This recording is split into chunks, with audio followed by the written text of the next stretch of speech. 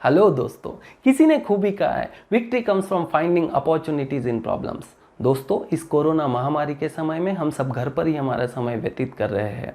आपके पेरेंट्स के मुझे कंटिन्यूअसली फ़ोन आ रहे हैं, मैसेजेस आ रहे हैं और सबका एक ही सवाल है कि सर BCS BCA के बाद हमारे करियर पे इस कोरोना महामारी का कितना असर होगा।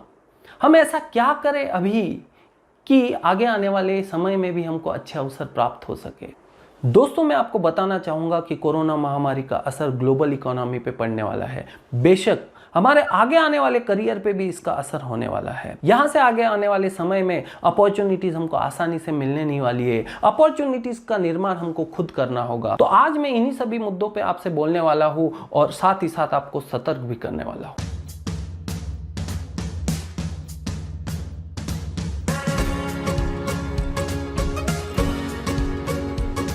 आप अपने आप को पूछिए, 10th के बाद साइंस स्ट्रीम के आपने BSc कंप्यूटर साइंस कोर्स करने के लिए चूज की थी। आप में से कई है जिनके पेरेंट्स ने आपको 11th में 12th में बड़ी बड़ी कोचिंग ज्वाइन करवाई। आपने MST CET JEE जैसी एग्जाम की तैयारी की, लेकिन कुछ कारणवश आपका रैंक अच्छा नहीं आया और शायद हो सकता है कि आपको BSc कंप्यूटर साइंस या BCA जैसे कोर्स में एडमिशन करना पड़ा। आज ही आपको हायर एजुकेशन के बारे में प्लान करना होगा।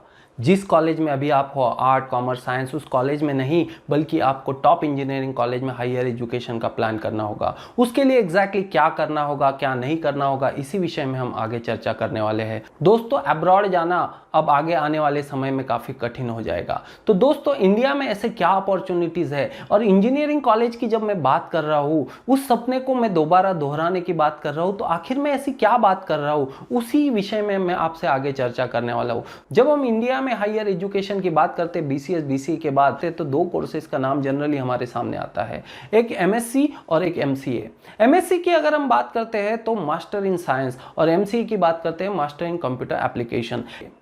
MSc की जहाँ तक की बात है तो MSc में आप कंप्यूटर साइंस में स्पेशलाइजेशन कर सकते हो, IT में स्पेशलाइजेशन कर सकते हो। आजकल उसमें डेटा साइंस भी है, साइंटिफिक कंप्यूटिंग भी है। जहाँ तक MSc की बात है तो MSc 100% टेक्निकल एजुकेशन में नहीं आता। वो आपको आपके अभी वाले कॉलेज में, जो कि आर्ट कॉमर्स साइंस कॉलेज में, नाम अगेन मैं आपको बोलता हूँ कि मैं नाम नहीं लेना चाहूँगा, आर्ट कॉमर्स साइंस में ही रह के कंटिन्यू करना पड़ेगा।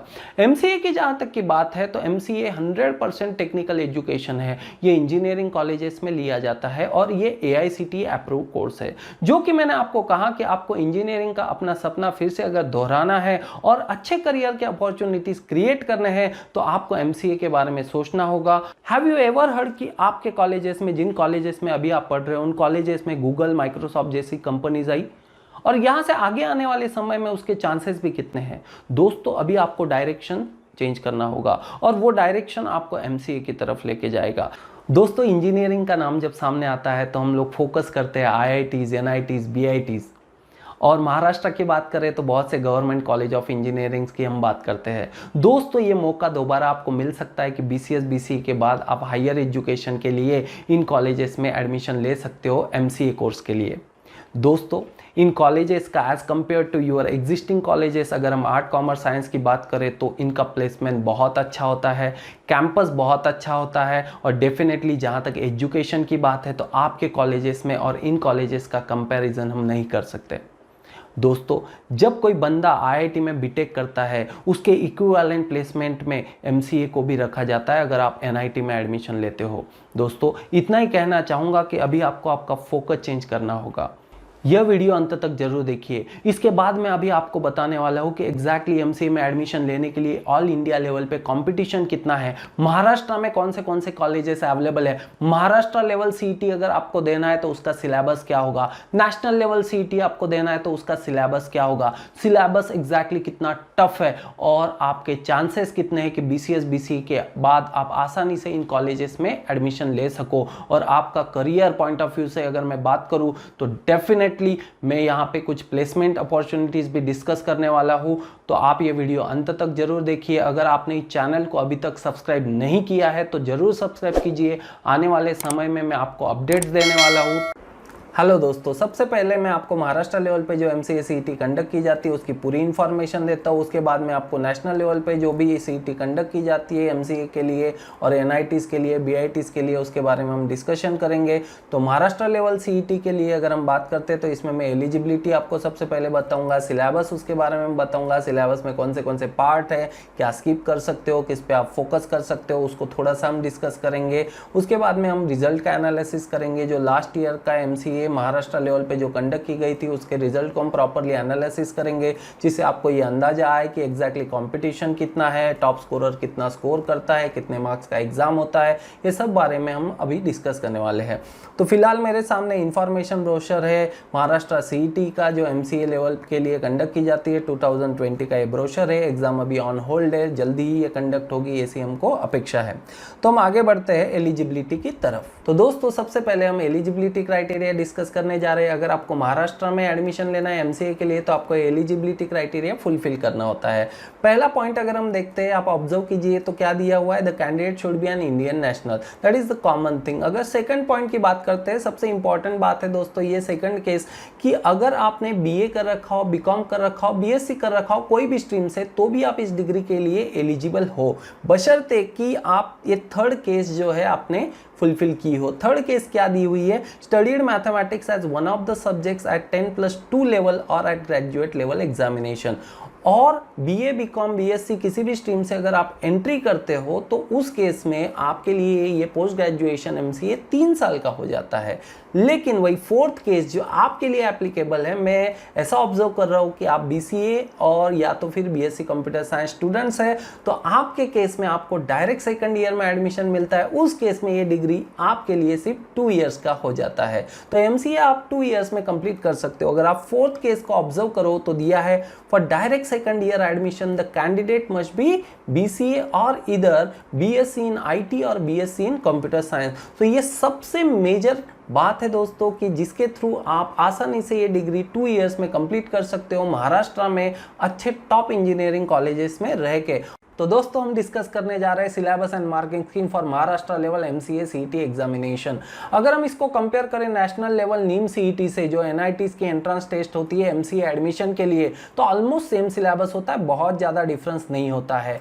जनरली ये सिलेबस 4 सेक्शन में डिवाइडेड है, जो कि मैथमेटिक्स एंड स्टैटिस्टिक्स एक है, सेकंड अगर हम देखें लॉजिकल एंड एब्स्ट्रैक्ट रीजनिंग, तीसरा रहेगा English comprehension and verbal ability, and fourth is computer concept. ये एग्जाम 200 मार्क्स की होती है और 90 मिनट्स ड्यूरेशन की होती है। ये इसके मेजर पॉइंट्स है। अगर हम सिलेबस को थोड़ा डिटेल में देखें तो पहला जो सेक्शन है मैथ्स एंड स्टैट्स का, उसमें सबसे मेन पॉइंट आप इस तरफ देखिए कि the question paper will cover the following topics of high school mathematics.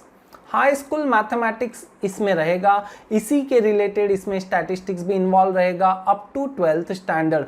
तो बहुत ज़्यादा हायर लेवल का मैथ्स एंड स्टैट्स इसमें एक्सपेक्टेड नहीं है। इसीलिए अगर आपको याद है एलिजिबिलिटी में एक क्राइटेरिया था कि आपने अगर मैथमेटिक्स 12th में या फिर आपने ग्रेजुएशन में पढ़ा हो तो ही आप MCA के लिए एलिजिबल कैंडिडेट हो।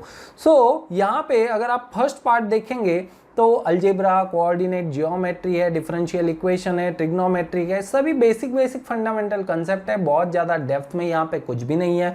प्रोबेबिलिटी एंड स्टैटिस्टिक्स अगर BCS के स्टूडेंट है तो इन्होंने ये फर्स्ट ईयर में पढ़ाई है। Arithmetics, basic set theory and function, ये भी आपने पढ़ा है, एंड मेंसुरेशन।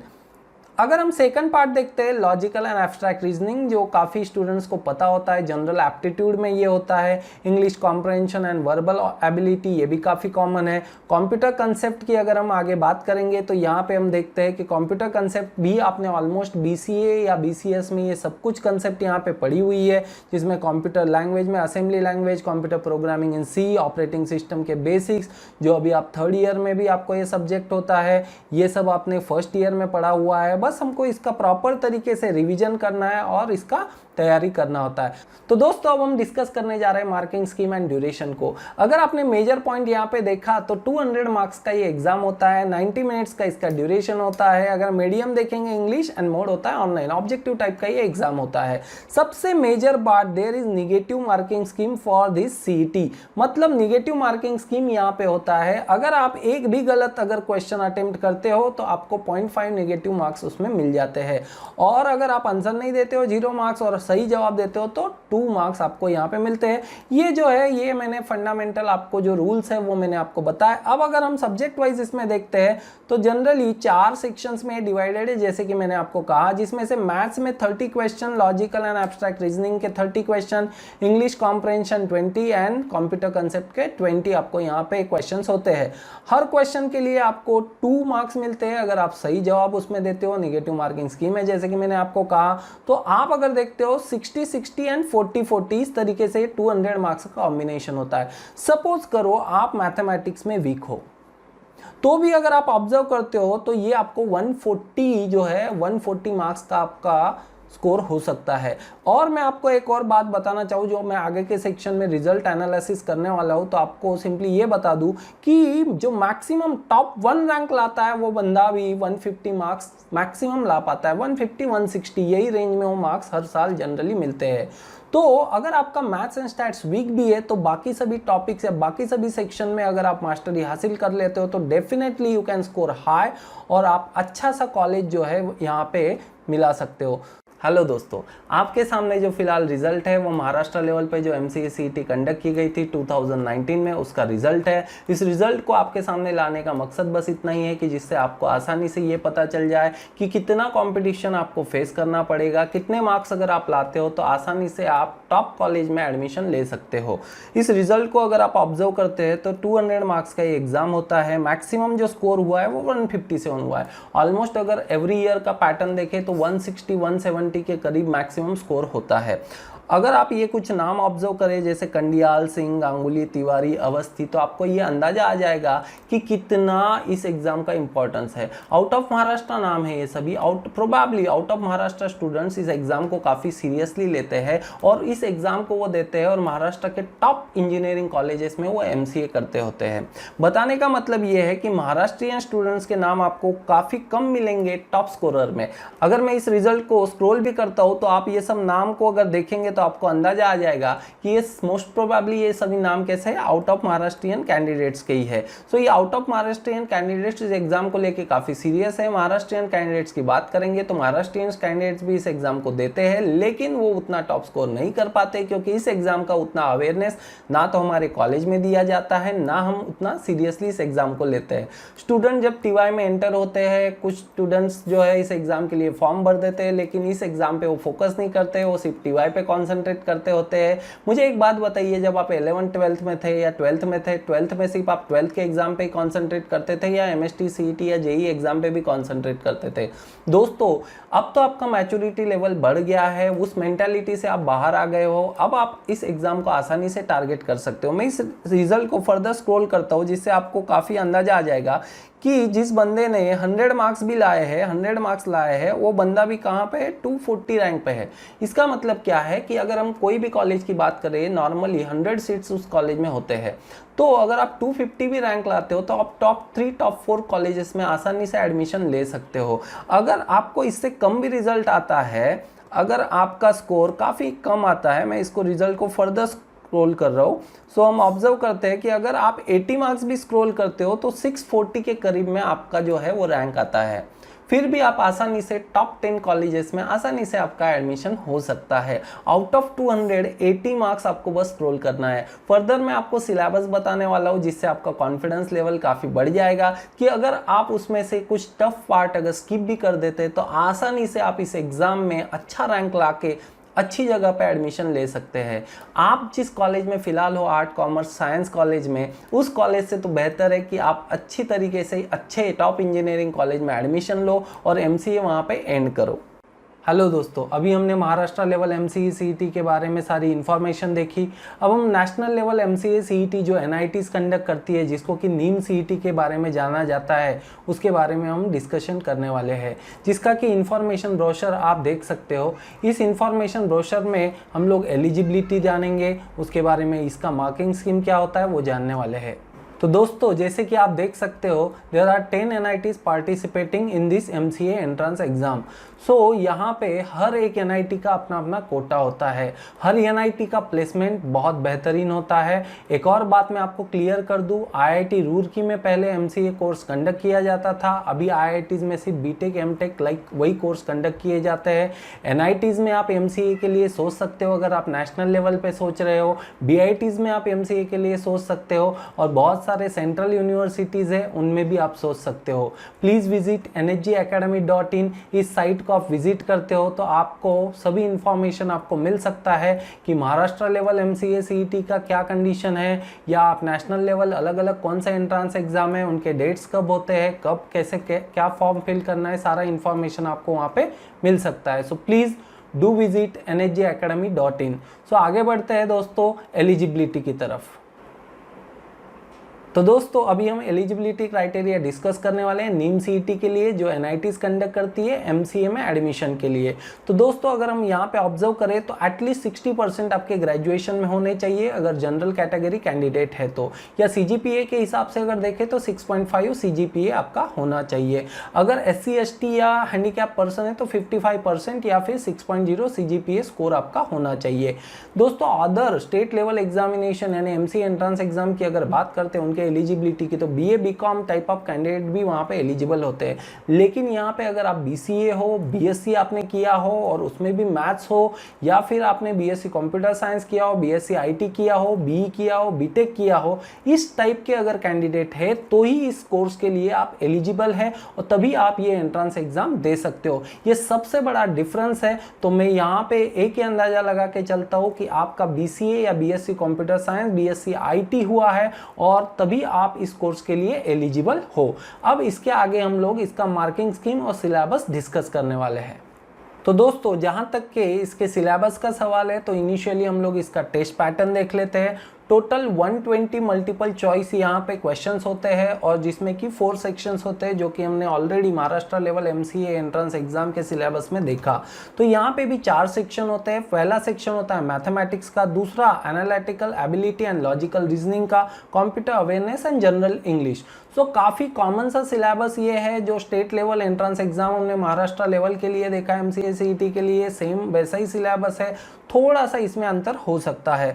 अगर हम लोग इसमें जनरली देखें अवार्ड ऑफ मार्क्स का, तो एक क्वेश्चन अटेम्प्ट करने के लिए आपको 4 मार्क्स मिलते हैं। अगर आप यहाँ पे ऑब्जर्व करो तो मैथमेटिक्स के लिए 50 क्वेश्चन है, same thing logical reasoning analytical ability के लिए 40 question, computer awareness 10 question and general English के लिए 20 question. So mathematics and analytical ability and logical reasoning पे यहाँ पे ज़्यादा से ज़्यादा जोर दिया जाता है। अगर हम लोग इसका जनरल सिलेबस देखें डिटेल में, तो काफ़ी कॉमन सा सिलेबस है जो हमने Maharashtra level MCA CET exam में देखा, एंट्रेंस एग्जाम के लिए देखा। Set theory, probability and statistics, और ये भी अप टू 12th लेवल तक का ही मैथमेटिक्स होता है, बहुत ज़्यादा इसमें अंतर नहीं होता है। कैलकुलस है, वेक्टर्स है, ट्रिग्नोमेट्री है। अगर लॉजिकल रीजनिंग एनालिटिकल एबिलिटी की हम बात करें तो काफ़ी कॉमन से इसमें भी क्वेश्चन होते हैं। Logical situations and questions based on facts इसमें दिए जाते हैं। कंप्यूटर अवेयरनेस में कंप्यूटर बेसिक्स, डेटा रिप्रेजेंटेशन, जो कि आपके ग्रेजुएशन लेवल डिग्री कोर्स में काफ़ी अच्छी तरीके से ये भी कवर हो चुका है।